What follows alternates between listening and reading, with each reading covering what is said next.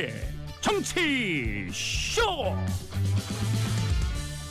안녕하세요. 70억 분의 1의 사나이 마성의 중독성 정봉주의 정치쇼 정봉주입니다. 자, 동계올림픽을 즐길 시간, 오늘이 마지막이죠. 내일이 폐막식이니까요. 오늘 내일 이틀 남았습니다. 평창의 마지막 밤 K-POP 스타들이 달군다고 합니다. 아직 늦지 않았습니다.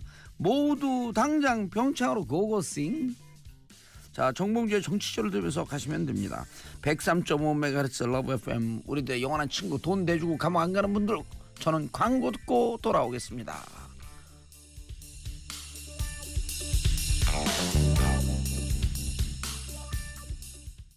정봉주의 정치쇼 1부 순서 들어가겠습니다. 자, 뉴스보다 떠오른 영화 이야기, 영화보다 떠오른 정치 이야기, 뉴스보다 영화, 정치쇼 맞춤 평론가. 아싸 아싸 아싸 아싸 쿵짝쿵짝 쿵짜라 쿵짝 엉뚱지는 영화 평론가 싸싸 쿵짝쿵짝. 누가 해주겠어요 이거를. 엉뚱지는 영화 평론가. 자, 인사하셨어요? 안녕하십니까, 오동주입니다. 네. 자, 오늘 가져온 첫 번째 영화 화제작이죠. 개봉했고요. 멕시코 기레르모 델 토로 감독의 쉐이프 오브 워터, 우리 제목으로는 사랑의 모양이란 부제가 붙였습니다. 쉐이프 오브 워터. 예, 물의 모양, 그렇죠. 네. 물 속에 사는 반인 반어 괴생물체인데요. 이른바 인어네요. 그럼 인어? 그래도 인어 같은 모양은 아니고요. 네, 어쨌든 그래도 아가미는 다 있고 사람의 모습은 하고 있습니다만 물고기예요? 특히 눈 같은 것이 이제 물고기 모양을 좀 닮았죠. 그래서 어쨌든 물 속에서 발견된 괴생물체가 미국 볼티모어에 있는 항공우주연구센터로 옮겨져 오게 되고요. 여기서 비밀리에 이제 연구 작업이 진행되는데 가둬놓은 거죠. 어쨌든 이 괴생물체를. 근데 이 항공우주연구센터에서 일하는 청소부 여인 이 괴생물체와 사랑에 빠진다는 얘기입니다. 예. 근데 청소 여인이 언어 장애가 있다고. 그렇죠. 네, 듣기는 하는데 말은 못하죠. 사람의 말은 듣는데요. 얘기를 못하는. 사실은 요즘 그 미국에서 나오는 많은 영화들이 알고 보면 매우 정치적인 의미를 담고 있고요. 그렇게 정치적으로 해석해서가 아니고 트럼프 정부 하에서, 정권 하에서 할리우드 영화인들이 하고 싶은 얘기들이 분명히 있는 거예요. 그러니까 트럼프 시대는 이렇게 말을 못하거나 괴생물체거나 나와 다르거나 동성애자거나 흑인이거나 이런 사람들을 차별하는 그런 시대라는 것이고요. 그래서 이 쉐이프 오브 워터는 더욱더 적극적으로 영화 속에 말을 못하고 또는 이상하게 생기고 그리고 정체성이 다르고 뭐 그런 소수자들에 대한 얘기를 이런 좀 약간 사이파이 같은 그런 소재를 통해서 SF적 환상과 SF적 상상력을 통해서 이야기를 꾸미고 있습니다. 그래서 이 영화를 제가 보면서 깜짝 놀란 것은 러브 스토리인데 이상한 생명체와의 러브 스토리를 이렇게 아름답게 그리면서 사실 우리와 다른 존재가 우리가 함께 공생할 수 있다, 그리고 공존할 수 있다는 것을 역설적으로 증명하는 그런 작품이 아니었나 싶습니다. 네. 오히려 그 트럼프가 네. 그 이민자들 차별하고, 그렇죠. 네.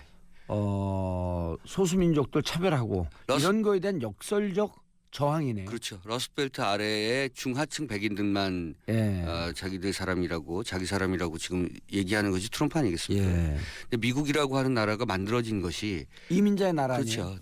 네. 사실은 말이 안 되는 거죠.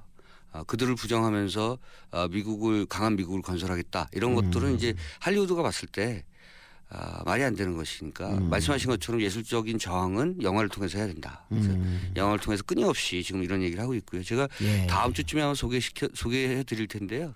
스티븐 스필버그와 메릴 스트립, 톰 행크스가 주연한 스필버그가 감독을 하고요. 더 포스트라는 영화가 나왔습니다. 더 포스트는 워싱턴 포스트 얘기고요. 1971년에 댄 엘즈버그가 미국 국방부 기밀 문서를 4,000페이지를 유출시키거든요. 예. 아직 개봉 안 했죠? 네, 개봉 안 예고편이 나오던데요? 네네. 근데 이거를 이제 닉슨이 막죠. 닉슨이 막으면서 그 대법원 판결로 예컨대 보도를 금지시키는 초유의 사태를, 이른바 미국판 보도 지침. 그렇죠. 근데 워싱턴 포스트가 이걸 발행을 하는 겁니다. 근데 워싱턴 포스트가 발행하는 순간 편집국장인 톰 행크스와 발행인인 메리 스트립은 이제 법정에 서야 되는 거죠. 어허. 잘못하면 종신형을 받을 수도 있는 뭐 예. 등등. 뭐 그런 얘기들이 요새 그 할리우드에서 쏟아져 나오는 이유는 말씀드린 것처럼 한 가지 사실 자명합니다. 그러니까 트럼프 세대에 영화적으로 그 저항하겠다. 예. 트럼프 시대를 반드시 올바르게 잡아 나가겠다라고 예. 하는 그런 예술적 의지를 보이고 있는 거죠. 괴생명초와 사랑에 빠졌다가 전부 그러게 되면 이게 상이 좀 안 잡히거든요. 네. 스포일링 정도는 아니더라도 스토리를 조금 얘기해 주셔야 될 것 같은데.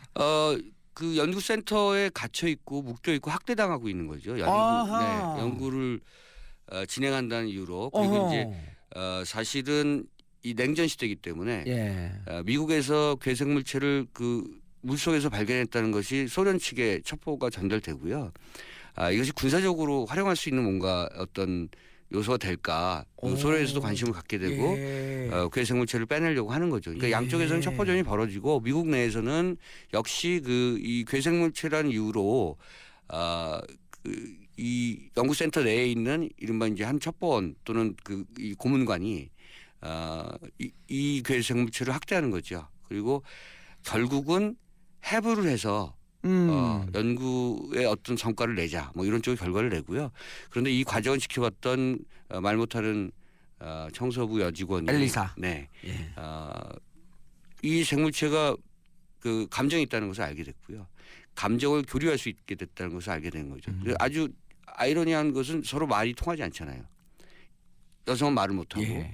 그다음에 괴생물체는 우리의 언어를 모르기 때문에 그들에게 그 서로 소통할 수 있는 언어는 유일하게 감정입니다. 감정이 전달되는 것인데 예. 영화를 보고 있으면 우리가 진심을 전달하는 것이 오히려 언어가 장애가 된다는 것을 이제 좀 느끼게 해줄 정도로 서로의 공감대를 몸짓과 마음의 마음을 전달하는 과정을 통해서 예. 확보해 나가는 거죠. 예. 그 통로가 그 소통의 통로가 굉장히 그 애틋해요. 뭐 계란 하나 주고 뭐 등등등등 뭐 이렇게 어쨌든 서로가 아껴주거나 서로를 살리려고 노력하는 뭐 그 과정들이 어떤 러브 스토리보다 할리우드는 러브 스토리를 끊임없이 생산해내는데 그때마다 새로운 얘기를 만들어내는 것 같아요. 그 재주는 정말 놀라운 것 같고요.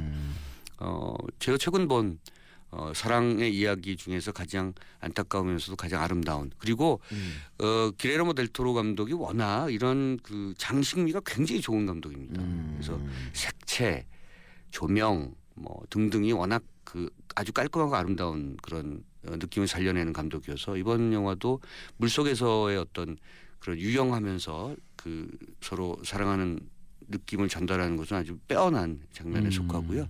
엘리사도 같이 수영을 해요? 그렇죠. 오. 근데 이게 수영은 아니고요. 이제 결과적으로 그렇게 되는 거죠. 네. 그건 스포일러이기 때문에 말씀 못 드리겠습니다. 네. 이 괴물체의 몸집은 큰가요? 여자보다 훨씬 크고요. 네. 보통 우리의 그 인간의 몸을 형상을 하고 있어서 다리도 있고 팔다리가 다 있는 거죠. 그래서 좀 약간 거구의 사나이라고 생각하시면 될 것 같습니다. 그러니까 이제 더욱더 연구의 성과를 내기 위해서 이 도대체 그러면 물속에서 오랫동안 사람처럼 숨을 쉬면서 물속을 다닐 수가 있기 때문에 사실은 그런 측면에서 보면 군사적 자원으로서 활용하려고 하는 그런 생각을 하게 될 수 있는 거죠. 네. 물속에서 잠수해갖고 예를 들었고 미국서 잠수해갖고 소련까지 갈 수 있다고 한다면 그리고 숨을 쉬면서 수영의 속도가 빠르니까 네. 만약 그런 그 인체공학을 해부의 결과 끝에 인체공학적으로 그것을 발전시킨다면 분명히 군사적 자원으로 활용하려고 하는 거겠죠. 그리고 당시가 60년대에 미소 냉전기이기 때문에 네. 이 미소 냉전에서는 그러니까 끊임없이 계속 새로운 어떤 군사 자원을 확보하거나 또는 그런 개발을 하려고 했었던 시대잖아요. 그래서 네. 굉장히 중요한 요소로서 영화에서 등장하죠. 네. 기레르모 델토로는 멕시코의 3대 감독 중에 한 명이고요. 여러분들 자꾸 다른 내용 얘기하려는 걸 제가 자꾸 내용으로 또 끌고 들어가는 거예요. 네, 궁금하세요? 예, 이게 보이지 않는 지금 전쟁이 냉전이 벌어지고 있는 거예요. 네. 미소가 아니라 오장동 냉면이 생각난다 벼랑인데 네. 오정 냉전이라니까 오장동 냉면. 내용에 대해서는 제가 말씀드리고 다 말씀드렸어요. 더 이상 말씀드리면 안 돼요. 그럼 스포일러가 네. 되는 거예요? 그렇죠. 네. 예. 결과가 네 안타깝죠. 네. 안타까운 결과를 아마 예측하실 텐데요. 예. 어떻게 그래도 해부가 되겠죠 결과적으로.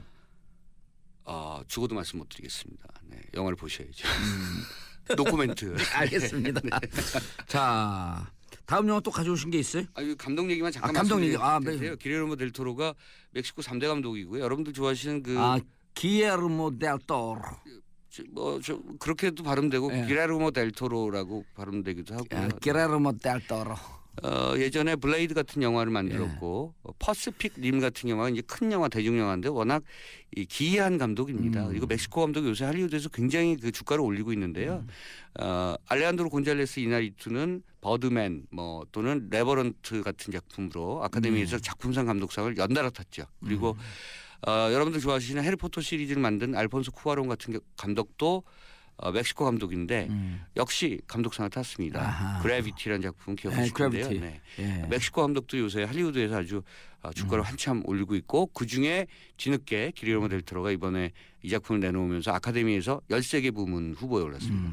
아카데미가 총 24개 부문입니다. 예. 근데 거기서 13개 올랐다. 작품상, 감독상, 여우주연상 등등 이렇게 13개 부문에 올랐다는 것은 다 올랐다는 거예요.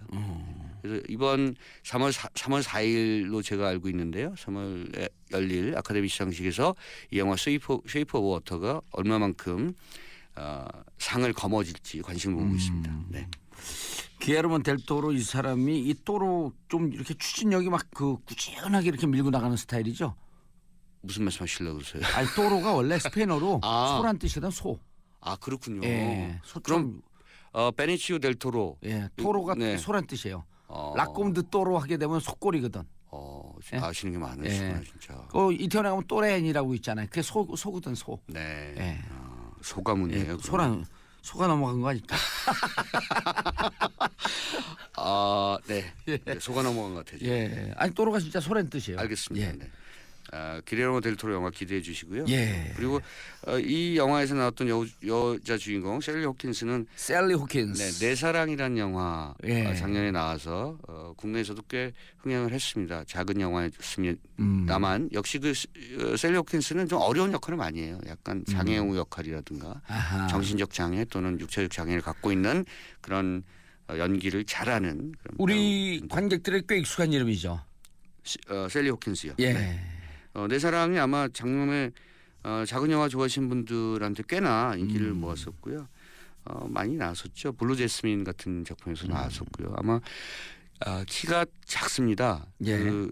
영국 출신의 그 여배우치고는 키가 좀 작고요. 150대 정도니까. 그래서 정말 작네요. 이게 아주 절묘한 캐스팅이었던 이유가 여기서 그 물속의 괴생물체는 아까 말씀드린 것처럼 거구라고 했잖아요. 예. 그런 것도 굉장히 언밸런스예요. 그럼에도 불구하고 예. 이 서로 그 어쩌면 단점 같은 모습들을 서로 보완해주는 그런 사랑의 모습이 굉장히 인상적이었던 그런 영화였습니다. 예, 알겠습니다. 자, 다음 두 번째 영화. 블랙팬서는 지금 한 300만 넘어가고 있고요. 제가 이 블랙팬서 영화를 소개를 안 시켜드렸는데요. 예. 제가 사실 블랙팬서를 보고 싶지 않았었습니다. 왜냐하면 제가 그 슈퍼히어로물을 굉장히 안 좋아해서 굉장히라는 표현은 좀 그렇습니다만 이제 슈퍼히어로물은 배트맨을 제외하고는 그만 보자 이런 생각을 언젠가 했었거든요. 그래서 조금 도외시했다가 제가 보고 나서 깜짝 놀랐습니다. 이 블랙팬서는. 아마 우리 봉도석께서 잘 아시겠습니다만 1960년대 미국의 민권운동 그 역사 중에 블랙팬서라는 이름이 나오잖아요. 그래서 중도에 마틴 루터 킹이 있었고 좌측에 그 말콤 엑스가 있었다면 더 왼쪽에 아주 급진주의 운동을 펼쳤던 그런 사람들, 흑인들이 블랙팬서 당이라고 하는 걸 만들었었죠. 그래서 이 당시에 이 급진주의가 1960년대 결국은 말콤 엑스나 마틴 루터 킹 암살로까지 이어졌고요. 그러니까 마틴 루터 킹이나 말콤 엑스가 백인의 손에 암살당한 거 아니거든요. 흑인들의 급진주의 운동의 어떤 일환에서 그들이 암살당했다고 보시면 됩니다. 오히려 마틴 루터 킹도 자꾸 제도권화되고 주류화되는 것에 대해서 흑인 운동 그러니까 아주 극좌적 운동을 펼쳤던 그런 흑인 운동가들에게 타깃이 됐었고 그 대표적인 어떤 그 단체가 바로 블랙팬서였습니다. 그런데 이 영화 블랙팬서가 슈퍼히어로물인데 그 얘기를 담고 있습니다. 그러니까 이제 1950년대에 아프리카에서 그 많은 나라들이 독립을 하는 과정에서 그러니까 아프리카를 중심으로 한 새로운 흑인 제국을 건설해야 된다는 것이 이런 급진주의자들의 어떤 유토피아적 환상이었는데요. 이 영화 블랙팬서에서는 실제로 그런 흑인들의 유토피아가 만들어집니다. 이 영화 안에서 예. 물론 이제 가상의 현실입니다만 그렇게 만들어지고 거기를 중심으로 해서 전 세계 흑인의 어떤 새로운 나라를 흑인들에 의한 새로운 제국을 꿈꾸는 이야기가 이 영화에서 펼쳐지죠. 그리고 마치 1960년대 블랙팬서 당이 그랬던 것처럼 이 영화에서도 이 블랙팬서 그 슈퍼 히어로 주인공과 그의 사촌 동생이 정치적 노선 싸움을 벌이는데 그게 똑같아요. 예. 그러니까 이제 이 슈퍼 히어로는 어쨌든 평화적 그런 방법을 추구하는 것이고 왕좌를 노리는 사촌 동생은 무장 투쟁을 통해서 그러니까 새로운 무기를 통해서 전 세계를 제패하겠다. 그리고 빠르게 흑인의 제국을 건설하는 것이 목적이다. 이런 거죠. 그러니까 이 정책 노선 싸움이라고 하는 것이 이런 슈퍼 히어로물에 그대로 나오는데 그것이 1960년대 민권 운동의 모습을 반영하고 있다는 측면에서 예. 저는 이것도 역시 슈퍼 히어로 저 블록버스터 영화를 만드는 할리우드가 역시 반 트럼프 정치 노선을 이 영화에서 보여주고 있는 것이 아닌가 하는 생각했습니다. 네. 어떤 의미에서요? 흑인들, 네. 소수자들. 소수자들. 네. 그래서 거꾸로 이 소수자들이 제국을 건설하고 정치적인 어떤 우위에 서는 것이죠. 예. 그러면 앞에 얘기했던 Shape of Water하고 어떻게 보면 일맥상통하는 측면이 있는 거고요. 저는 요즘에 나오는 특히 이제 아카데미상 때문에 후보에 오른 작품도 대부분 이런 정치적인 색깔을 강하게 보여주고 있다. 그리고 어쩌면 할리우드가 미국의 정치판이 해내지 못하는 그러한 여론들을 영화를 통해서 미국 국민들에게 전달하고 있다. 예. 올바른 그러니까 흔히 얘기해서 politically correctness라고 하지 않습니까? 정치적 올바름의 모습을 영화를 통해서 끊임없이 보여주고 Political 있고. correctness. 네. 예. 저는 할리우드가 예. 전 세계 시장 점유율의 80%를 장악하면서 그렇게 자본의 우위를 내세우는 그런 측면도 있지만 어쨌든 영화를 만드는 내용들은 예. 컨텐츠는 흔히 얘기하는 미국적 정신, 미국의 올바른 정신, 미국이 지금까지 나라가 건설돼서 여기까지 오게 되는 그 공정함과 예. 그 공평함에 대한 그 자유에 대한 정신 예. 이런 것들이 어쨌든 할리우드 영화는 그것을 계속해서 구현해내고 있다 이런 생각을 하게 됐습니다. 영화 평론가 그분 계신데 그런 얘기를 한번 한 적이 있는데요. 영화는 세상을 앞서보는 기시감이 있다. 그건 누가 네. 얘기했죠? 오동진인데요. 아 그래요? 네. 오동진이 아니고요. 오동진이에요. 그래서 저는 이 영화 지금 평을 들으면서 무슨 느낌이 드냐면 네. 2, 3년 뒤 네. 트럼프가 맞이할 건 국민적 저항이다. 네, 맞습니다. 라고 하는 기시감을 미리 보여주고 네. 있는 거 아닌가? 영화에서 이미 시작됐습니다. 예. 그런 측면에서 요즘에 할리우드 영화는 꽤나 볼만한 것이 예. 많다 이렇게 전해드리고 싶고요. 시간이 없어서 뭐 이렇게 다음 주 연결해서 영화를 소개해드리겠습니다만 플로리다 프로젝트 같은 작품도 플로리다 프로젝트. 그 작품도 역시 지금의 미국의 정치 현실, 사회 현실을 그대로 녹여내고 있는 그런 영화입니다. 그래서 어쨌든 요즘 나오는 미국산 영화들은 미국의 세계, 미국의 사회 그리고 미국의 사회라는 프리즘을 통해서 전 세계의 세상의 모습을 볼 수 있는 작품들이 많습니다. 그래서 블랙팬서의 흥행을 네. 오바마 당선과 맞먹는 일이다라고 하면서 극찬을 하는 사람들도 있어요. 네. 그렇죠. 그래서 사실은 예상을 못했던 흥행이고요. 영화의 진심을 알아주는 거죠 대중 관객들. 영화를 그냥 예를 들어서 예컨대 1970년대 블랙스플로이테이션이라고 해서요. 그런 영화에 그런 장르가 있습니다. 그러니까 흑인 경찰, 흑인 형사, 흑인 사립탐정을 주인공으로 내세운 그런 작품들이 있었는데 그 영화들처럼 그렇게 오락 액션물이라고 생각하고 들어갔다가 영화가 주고 있는 그런 메시지가 분명하게 전달돼 오거든요. 그래서 아마 그런 측면들의 진심이 이 관객들에게 전달되고 있다. 그래서 그것이 흥행으로 연결되고 있다고 생각합니다. 전에 우리 영화 감독을 소개하면서 I Can Speak. 네. 그 감독이 김현석 감독. 또 광주 항쟁을 다룬 영화가 뭐 있었죠? 1987 말고요. 그 광주 항쟁이 아니죠. 택시 운전사. 네. 택시 운전사 말고 네. 무슨 다른 거 이렇게 우회적 그 방법으로. 스카우트라는 그렇죠. 작품이 스카우트. 있었죠. 예, 스카우트 야구 얘기인데 역시 그 막상 김현석 들어가 감독 보면 그렇죠. 네. 광주 항쟁 영화였었다. 선동열을 스카우트 하러 간 날이 예. 광주 항쟁이 벌어진 날이죠. 5.18. 하하. 거기서 그 스카우트 하러 갔던 코치가 엮이게 되는 사건을 예. 코믹하면서도 굉장히 슬프게 그리고 있죠. 그 작품 은 아주 사실은 우리 한국 영화 현대사에 남는 작품이고요. 예. 어쩌면 영화라고 하는 것이 지금 말씀하신 것처럼 우회적인 설정을 통해서 예. 이 본질적인 얘기를 예. 마치 뒤통수를 때리듯 관객들에게 전달하는 역할을 하고 있는 것 같습니다. 예. 알겠습니다. 제가 한 말씀만 더 드리면 예. 제가 요즘 그런 얘기를 많이 하는데요. 인생 뭐 별거 없다. 직진이다. 내가 본 영화만이 남는다. 곰곰이 생각해 보시면 이렇게 인생을 훅 지나가면서 자신이 본 영화들이 이게 기억 속에서 명명할 때가 있습니다. 그래서 영화 많이 보시라고 드린 말씀입니다. 그 또 동양 사상 공부하는 사람도 이래요. 인생 뭐 있는 줄 아냐. 태어나서 맹자 한 권 보고 가는 것이 네. 인생이다. 예전에 저희 그 교수님께서 네. 교직 생활 25년인가 하셨는데 드디어 고려사 저조를 다 뗐다며 축하해 달라고 학생들한테 얘기하신 게 있는데 그때가 이상한 감동이었어요. 예. 생각해 보면 역사학자가 돼서 조선왕조실록을 다 본다는 것은 그 하나의 어떤 대단한 목표인 것 같아요. 근데 그걸 다 뗐다는 것은 대단한 것이고요. 제가 어느 그 독서 모임 가갖고 이런 얘기를 했어요. 제가 1년 동안 감옥 살면서 뭐 했는 줄 아냐. 몸짱이 된 줄 알았는데 감옥에서 레미제라블 전집 보고 나온 것이 내 인생이었다. 네. 빅토르 위고. 예, 빅토르 위고. 네.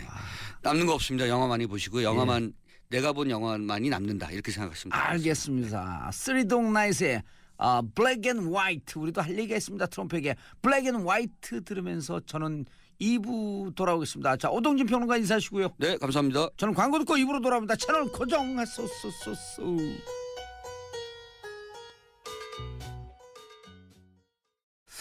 정봉주의 정치쇼 토요일 2부 순서입니다. 과학과 정치가 만나는 시간, 과학이 정치를 만났을 때 강원도 양구에서 오시자는 과학 전문 기자 강양구 기자입니다. 네, 안녕하십니까, 강양구입니다. 예, 평창 갔다 왔어요? 평창은 못 갔습니다. 좀 갔다 오세요. 못 갔다 오셨죠? 저 오늘 아침에 왔죠. 어제 갔다가. 어제 갔다 오셨구나. 예. 뭐 사고 안 치셨죠? 그러면 그거 미끄러질 뻔했어요. 예.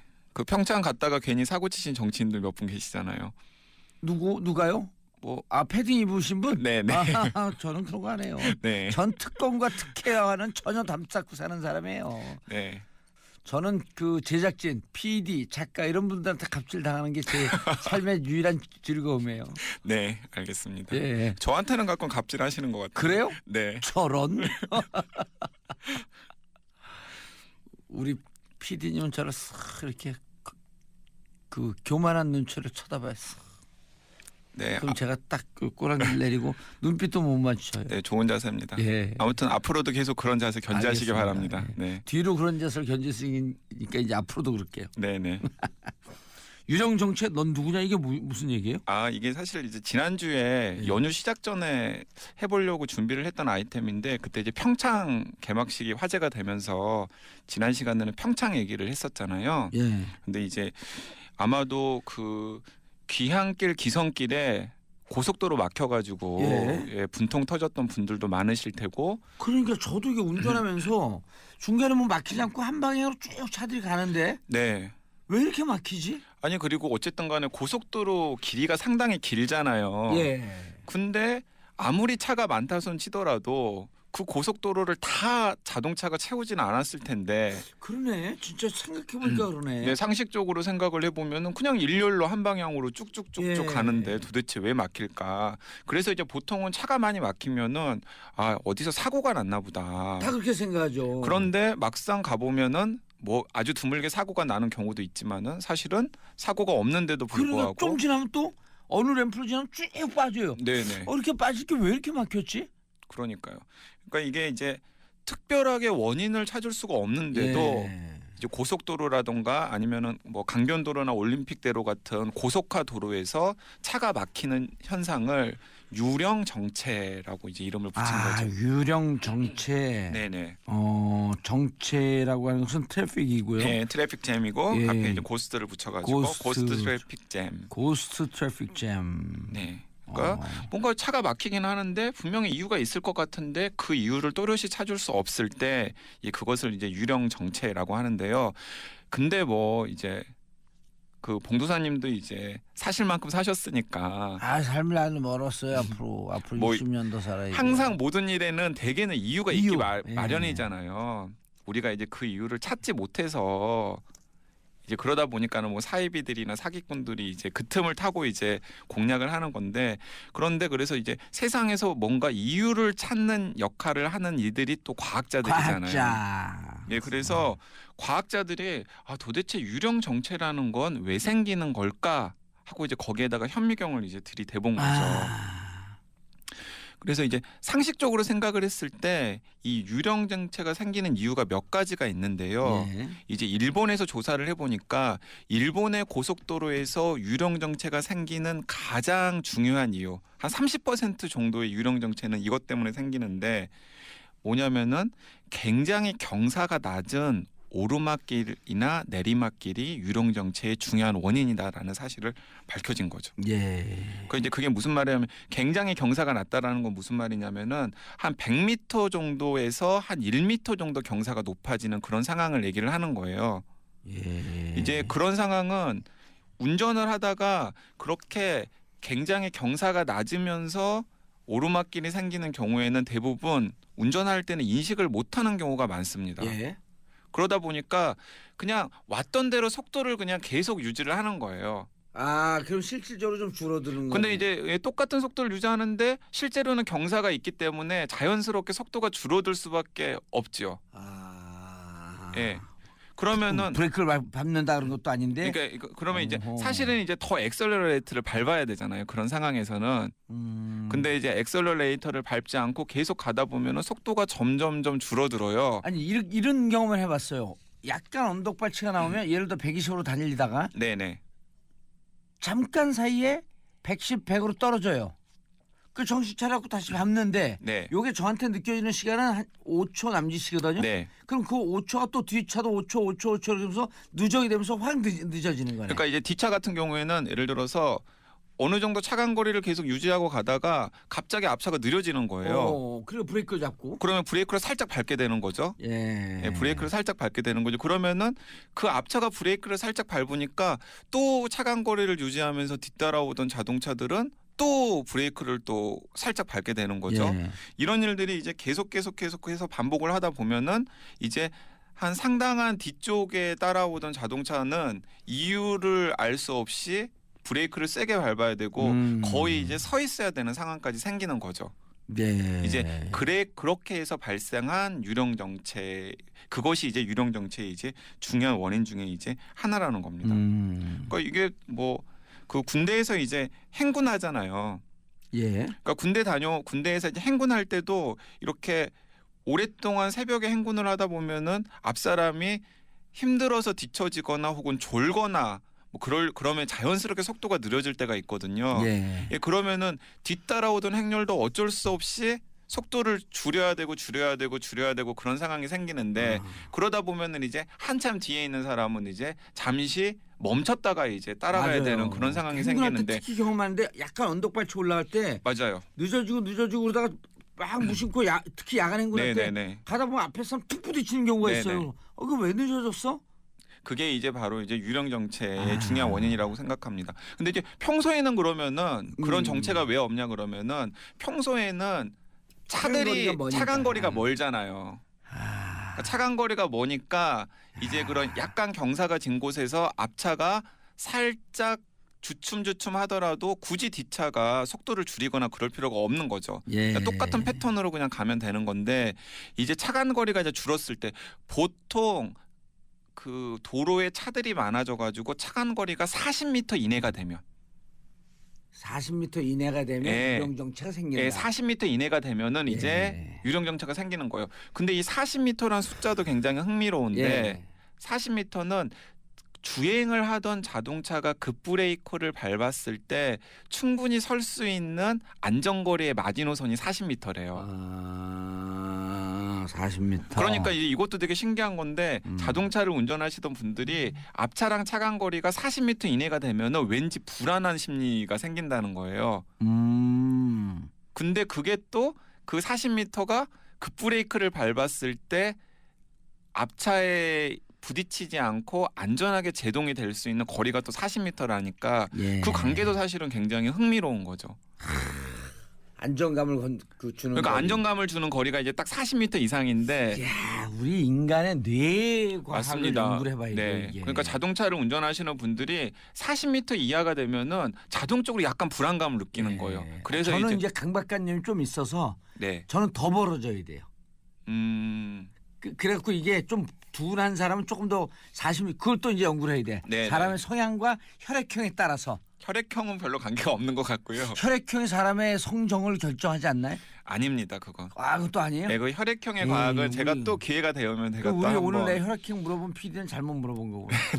예, 혈액형의 과학이 사실은 맞지 않다라는 건 제가 언제 기회가 있으면 예. 다음에 한번 다시 설명을 드릴 테고요. 예. 네, 그래서 일단은 이렇게 뭔가 아주 경사가 낮게 오르막길이나 내리막길이 생겼을 때 앞차의 운전자의 패턴이 살짝 바뀌고 그 살짝 바뀐 패턴이 누적이 되면서 결국에는 이제 상당한 정체의 원인이 된다라는 게 이제 훌륭한 재밌는 얘기예요. 과학자들이 발견한 하나의 원인이고요.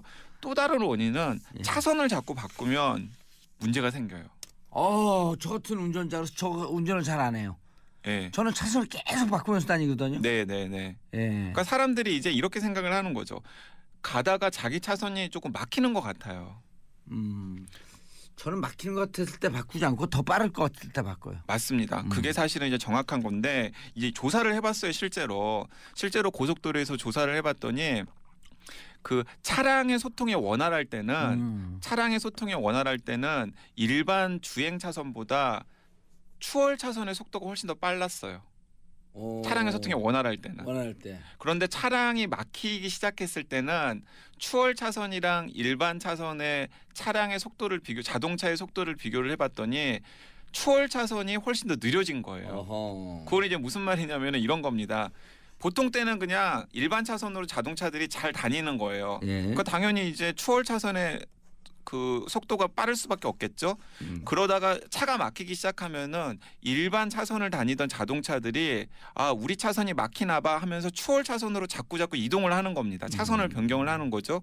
그러니까 평소에는 속도가 빠를 수밖에 없는 추월 차선의 자동차 속도가 오히려 느려지는 거죠. 그러니까 이 말은 무슨 말이냐면 이제 여기서 이제 두 가지 이제 이유가 이제 생기는 건데 하나는 뭐냐면 자기 차선의 속도가 느려진다고 해서 추월 차선으로 차선을 바꾸면 더 빨리 갈 수 있다, 더 늦게 간다 오히려 더 늦게 간다는 거죠. 왜 그러지? 제가 방금 설명을 드렸잖아요. 예. 그러니까 모든 사람들이 다 자기 차선에 추월 차선으로 다 간다. 추월 차선으로 다 가는 차가 거예요. 많아지는 거네. 네, 추월 차선에 차가 많아지기 때문에 오히려 이제 바보 같은 행동을 하게 되는 거죠.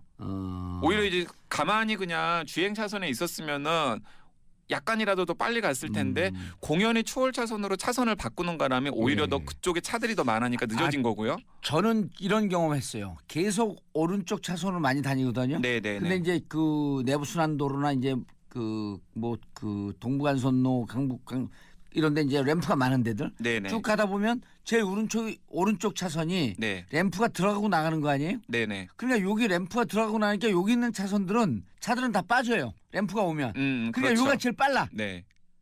제일 늦을 것 같아서 다 빠져나가는 요 차선이 제일 빠르다는 네. 여기 현상이 경험을 했고 저는 계속 오른쪽 차선에 있어요. 그거랑 되게 비슷한 겁니다. 그러니까 이제 약간 논란의 여지는 있습니다만은 많은 이제 이 정체를 연구하는 많은 과학자들이 어쨌든 간에 다수의 과학자들이 이제 주장하는 바에 따르면 보통 자기 차선이 느리다는 생각은 착각일 경우가 많다는 거예요. 그렇죠. 착시. 예. 괜히 그냥 이렇게 여러 가지 심리적인 현상, 심리적인 인지 왜곡 때문에 예. 상대방 차선이 좀 더 빨라 보이고 자기 차선이 좀 느려 보인다는 거예요.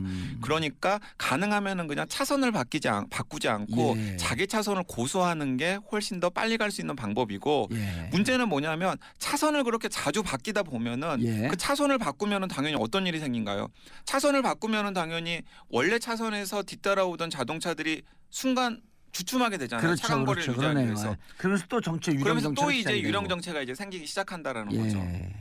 그렇군요. 그럼 여기서 이제 차선을 자꾸 옮기는 게 별로 안 좋은 거네. 네, 차선을 별로 예. 바꾸는 게 안 좋은 거죠. 근데 여기서 이제 또 이제 재밌는 게 뭐냐면 법을 하나 만들어야겠네. 차선 변경 금지법.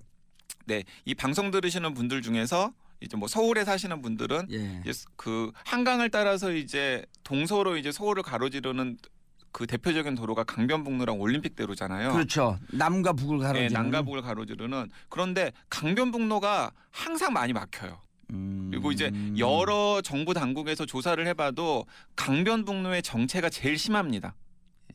예, 강변북로의 정체가 제일 심하고 그 다음에 이제 올림픽대로인데. 왜 그렇죠? 이거 진짜 이거 그러면- 안 생각해봤는데, 근데 나는 강변북로가 빨라서 강변북로로 막 다니는 경우가 많은 것 같은데. 아니에요. 근데 강변북로가 통계적으로 보면은 예. 그 서울에 있는 도로 중에서 제일 정체가 심하고요. 완공을 한 게 1969년이에요. 69년. 네, 그리고 올림픽대로는 1986년입니다. 야.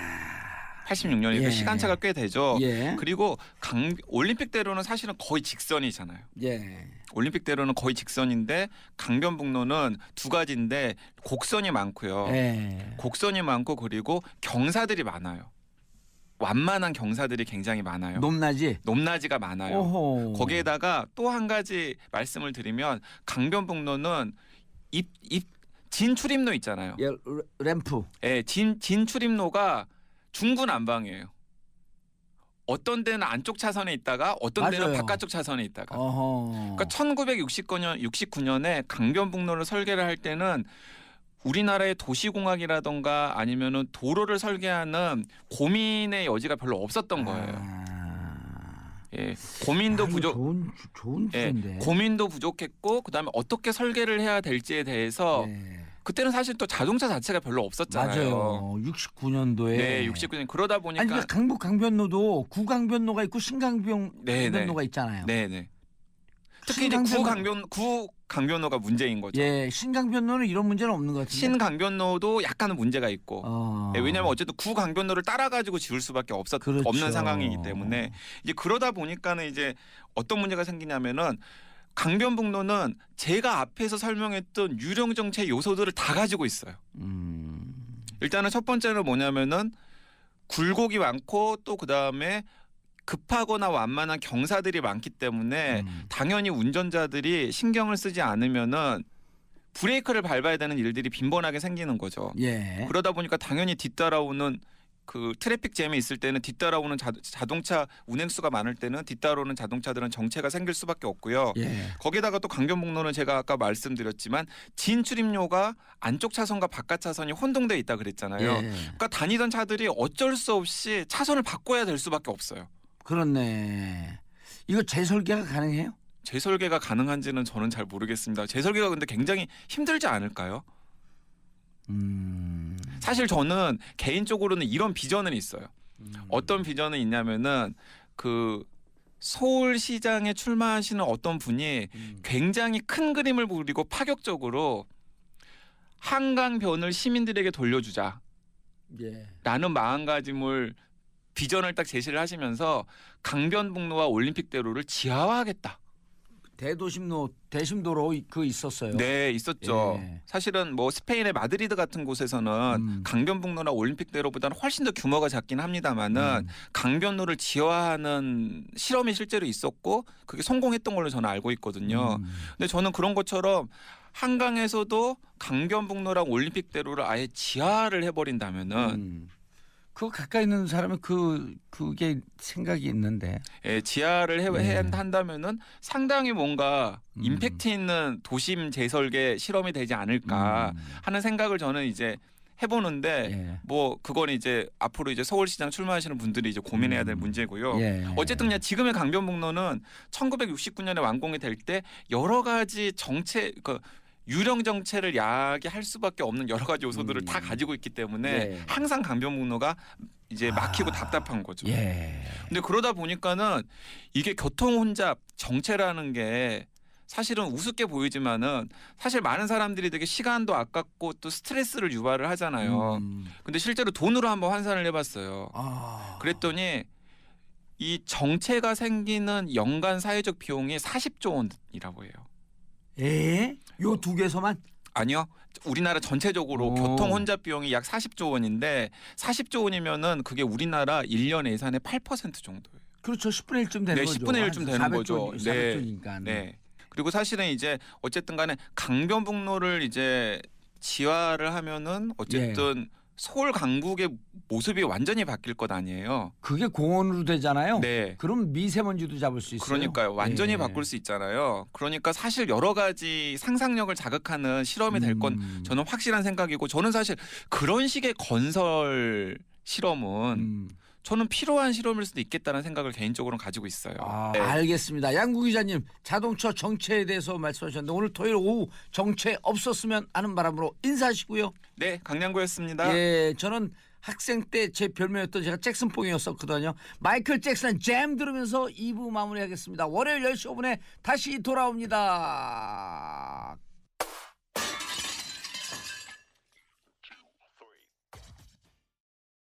면 생각난다 벼랑인데 오종 냉전이라니까 오장동 냉면. 아, 내용에 대해서는 제가 말씀드릴 거 다 말씀드렸어. 더 이상 말씀드리면 안 돼요. 그럼 스포일러가 되는 거예요? 그렇죠. 네. 예. 결과가 네 안타깝죠. 네. 안타까운 결과를 아마 예측하실 텐데요. 예. 어떻게 그래도 해부가 되겠죠 결과적으로. 죽어도 말씀 못 드리겠습니다. 네. 영화를 보셔야죠. 노코멘트. 알겠습니다. 자 다음 영화 또 가져오신 게 있어요? 이거 감독 얘기만 잠깐 감독 얘기. 말씀드릴게요. 기레르모 델 토로가 멕시코 3대 감독이고요. 여러분들 좋아하시는 그 기에르모 델 토로. 그렇게도 발음되고 예. 기레르모 델 토로라고 발음되기도 하고요. 기에르모 델 토로. 예전에 블레이드 같은 영화를 만들었고 퍼시픽 림 같은 영화가 이제 큰 영화 대중 영화인데 워낙 기이한 감독입니다. 그리고 멕시코 감독이 요새 할리우드에서 굉장히 그 주가를 올리고 있는데요. 알레한드로 곤잘레스 이나리투는 버드맨 또는 레버런트 같은 작품으로 아카데미에서 작품상 감독상을 연달아 탔죠. 그리고 여러분들 좋아하시는 해리포터 시리즈를 만든 알폰소 쿠아론 같은 감독도 멕시코 감독인데 역시 감독상을 탔습니다. 아하. 그래비티라는 작품 기억하실 텐데요. 네. 예. 멕시코 감독도 요새 할리우드에서 아주 주가를 한참 올리고 있고 그중에 뒤늦게 기레르모 델 토로가 이번에 이 작품을 내놓으면서 아카데미에서 13개 부문 후보에 올랐습니다. 아카데미가 총 24개 부문입니다. 예. 근데 거기서 13개 올랐다. 작품상, 감독상, 여우주연상 등등 이렇게 13개 부문에 올랐다는 것은 다 올랐다는 거예요. 그래서 이번 3월 4일로 제가 알고 있는데요. 3월에 열릴 아카데미 시상식에서 이 영화 쉐이프 오브 워터가 얼마만큼 상을 거머쥘지 관심을 보고 있습니다. 네. 기에르모 델 토로 이 사람이 이 토로 좀 이렇게 추진력이 막 그 꾸준하게 이렇게 밀고 나가는 스타일이죠. 무슨 말씀하시려고 그러세요? 아니 토로가 원래 스페인어로 아. 소란 뜻이거든 소. 그렇군요. 예. 그럼 베니치오 델 토로. 예, 토로가 네. 소란 뜻이에요. 라꼼드 토로 하게 되면 속골이거든. 예? 아시는 게 많으시구나 진짜. 이태원에 가면 또레인이라고 있잖아요. 그게 소거든 소. 네. 예. 소가문이에요. 소가 넘어간 거 아닐까? 네. 네, 소가 넘어간 것 같아요. 예. 아니 토로가 진짜 소란 뜻이에요. 알겠습니다. 예. 네. 기레르모 델 토로 영화 기대해 주시고요. 예. 그리고 이 영화인데 말은 못하죠. 사람의 말은 듣는데요. 얘기를 못하는. 사실은 요즘 그 미국에서 나오는 많은 영화들이 알고 보면 매우 정치적인 의미를 담고 있고요. 그렇게 정치적 해석해서가 아니고 트럼프 정부 하에서 정권 하에서 할리우드 영화인들이 하고 싶은 얘기들이 분명히 있는 거예요. 그러니까 트럼프 시대는 이렇게 말을 못하거나 괴생물체거나 나와 다르거나 동성애자거나 흑인이거나 이런 사람들을 차별하는 그런 시대라는 것이고요. 그래서 이 쉐이프 오브 워터는 더욱더 적극적으로 영화 속에 말을 못하고 또는 이상하게 생기고 그리고 정체성이 다르고 뭐 그런 소수자들에 대한 얘기를 이런 좀 약간 사이파이 같은 그런 소재를 통해서 SF적 환상과 SF적 상상력을 통해서 이야기를 꾸미고 있습니다. 그래서 이 영화를 제가 보면서 깜짝 놀란 것은 러브 스토리인데 이상한 생명체와의 러브 스토리를 이렇게 아름답게 그리면서 사실은 우리와 다른 존재가 우리가 함께 공생할 수 있다. 그리고 공존할 수 있다는 것을 역설적으로 증명하는 그런 작품이 아니었나 싶습니다. 네. 오히려 그 트럼프가 네. 그 이민자들 차별하고 그렇죠. 네.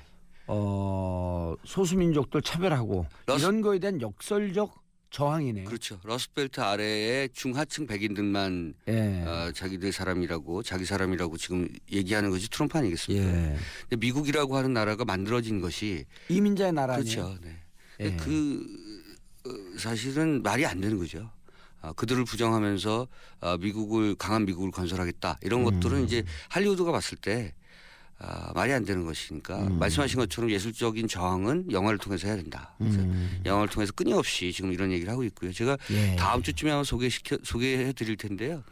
스티븐 스필버그와 메릴 스트립, 톰 행크스가 주연한 스필버그가 감독을 하고요. 더 포스트라는 영화가 나왔습니다. 더 포스트는 워싱턴 포스트 얘기고요. 1971년에 댄 엘즈버그가 미국 국방부 기밀 문서를 4,000페이지를 유출시키거든요. 예. 아직 개봉 안 했죠. 네, 개봉 안 예고편이 나오던데요. 네네. 근데 이거를 이제 닉슨이 막죠. 뭐 계란 하나 주고 뭐 등등등등 뭐 이렇게 어쨌든 서로가 아껴주거나 서로를 살리려고 노력하는 뭐 그 과정들이 어떤 러브 스토리보다 할리우드는 러브 스토리 끊임없이 생산해내는데 그때마다 새로운 얘기를 만들어내는 것 같아요. 그 재주는 정말 놀라운 것 같고요. 제가 최근 본 사랑의 이야기 중에서 가장 안타까우면서도 가장 아름다운 그리고 기레르모 델 토로 감독이 워낙 이런 그 장식미가 굉장히 좋은 감독입니다. 그래서 색채, 조명 뭐 등등이 워낙 그 아주 깔끔하고 아름다운 그런 느낌을 살려내는 감독이어서 이번 영화도 물속에서의 어떤 그런 유영하면서 그 서로 사랑하는 느낌을 전달하는 것은 아주 빼어난 장면에 속하고요. 엘리사도 같이 수영을 해요? 그렇죠. 오. 근데 이제 수영은 아니고요. 이제 결과적으로 그렇게 되는 거죠. 네. 그건 스포일러이기 때문에 말씀 못 드리겠습니다. 네. 이 괴물체의 몸집은 큰가요? 여자보다 훨씬 크고요. 네. 보통 우리의 그 인간의 몸을 형상을 하고 있어서 다리도 있고 팔다리가 다 있는 거죠. 그래서 좀 약간 거구의 사나이라고 생각하시면 될 것 같습니다. 그러니까 이제 더욱더 연구의 성과를 내기 위해서 이 도대체 그러면 물속에서 오랫동안 사람처럼 숨을 쉬면서 물속을 달릴 수가 있기 때문에 사실은 그런 측면에서 보면 군사적 자원으로서 활용하려고 하는 그런 생각을 하게 될 수 있는 거죠. 네. 물속에서 잠수해갖고 예를 들었고 미국서 잠수해갖고 소련까지 갈 수 있다고 한다면 그리고 숨을 쉬면서 수영의 속도가 빠르니까 네. 만약에 그런 그 인체공학을 해부의 결과 끝에 인체공학적으로 그것을 발전시킨다면 분명히 군사적 자원으로 활용하려고 하는 거겠죠. 그리고 당시가 60년대에 미소 냉전기이기 때문에 네. 이 미소 냉전에서는 그러니까 끊임없이 계속 새로운 어떤 군사 자원을 확보하거나 또는 그런 개발을 하려고 했었던 시대잖아요. 그래서 굉장히 중요한 요소로서 영화에서 등장하죠. 네. 기레르모 델 토로는 멕시코의 3대 감독 중에 한 명이고요. 여러분들 자꾸 다른 내용 얘기하려는 걸 제가 자꾸 내용으로 또 끌고 들어가는 거예요. 네, 궁금하세요? 예, 이게 보이지 않는 지금 전쟁이 냉전이 벌어지고 있는 거예요. 네. 미소가 아니라 오장동 냉.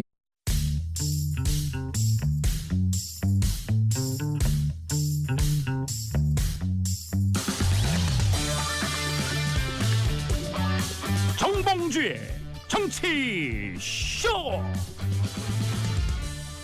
안녕하세요. 70억 분의 1의 사나이 마성의 중독성 정봉주의 정치쇼 정봉주입니다. 자, 동계올림픽을 즐길 시간 오늘이 마지막이죠. 내일이 폐막식이니까요. 오늘 내일 이틀 남았습니다. 평창의 마지막 밤 K-팝 스타들이 달군다고 합니다. 아직 늦지 않았습니다. 모두 당장 평창으로 고고싱. 자, 정봉주의 정치쇼를 들으면서 가시면 됩니다. 103.5MHz 러브 FM 우리들의 영원한 친구 돈 대주고 감옥 안 가는 분들 저는 광고 듣고 돌아오겠습니다.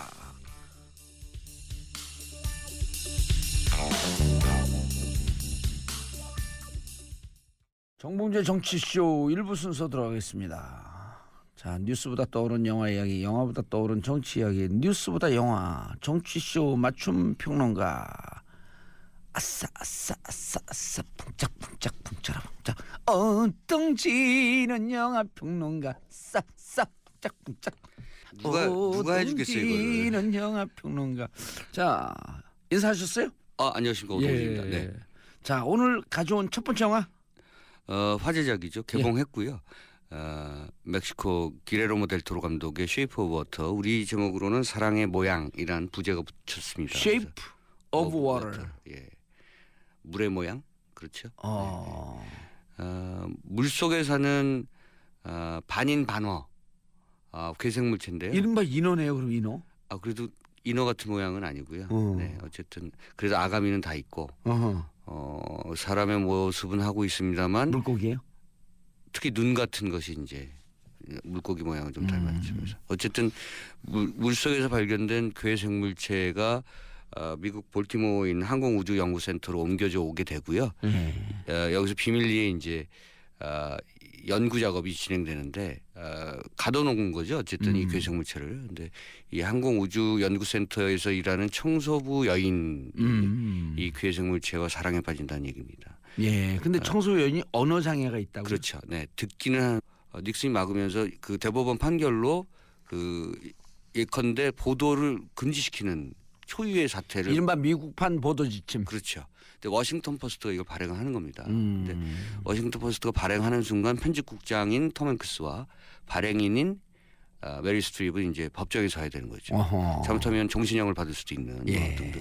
뭐 그런 얘기들이 요새 그 할리우드에서 쏟아져 나오는 이유는 말씀드린 것처럼 한 가지 사실 자명합니다. 그러니까 트럼프 세대에 영화적으로 그 저항하겠다. 트럼프 시대를 반드시 올바르게 잡아 나가겠다라고 하는 그런 예술적 의지를 보이고 있는 거죠. 괴생명체와 사랑에 빠졌다가 전부 그러게 되면 이게 상이 좀 안 잡히거든요. 네. 스포일링 정도는 아니더라도 스토리를 조금 얘기해 주셔야 될 것 같은데.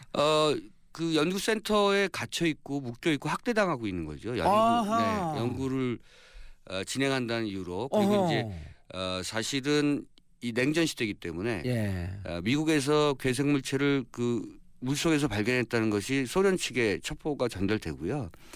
이것이 군사적으로 활용할 수 있는 뭔가 어떤 요소가 될까. 소련에서도 관심을 갖게 되고 괴생물체를 빼내려고 하는 거죠. 그러니까 양쪽에서는 첩보전이 벌어지고 미국 내에서는 역시 그 이 괴생물체라는 이유로 이 연구센터 내에 있는 이른바 이제 한 첩보원 또는 그 이 고문관이 이 괴생물체를 학대하는 거죠. 그리고 결국은 해부를 해서 연구에 어떤 성과를 내자 뭐 이런 쪽의 결과를 내고요. 그런데 이 과정을 지켜봤던 말 못하는 청소부 여직원이 엘리사. 네. 이 생물체가 그 감정이 있다는 것을 알게 됐고요. 감정을 교류할 수 있게 됐다는 것을 알게 된 거죠. 아주 아이러니한 것은 서로 말이 통하지 않잖아요. 여성은 말을 못하고 그다음에 괴생물체는 우리의 언어를 모르기 때문에 그들에게 그 서로 소통할 수 있는 언어는 유일하게 감정입니다. 감정이 전달되는 것인데 영화를 보고 있으면 우리가 진심을 전달하는 것이 오히려 언어가 장애가 된다는 것을 좀 느끼게 해줄 정도로 서로의 공감대를 몸짓과 마음의 마음을 전달하는 과정을 통해서 확보해 나가는 거죠. 그 통로가 그 소통의 통로가 굉장히 그 애틋해요.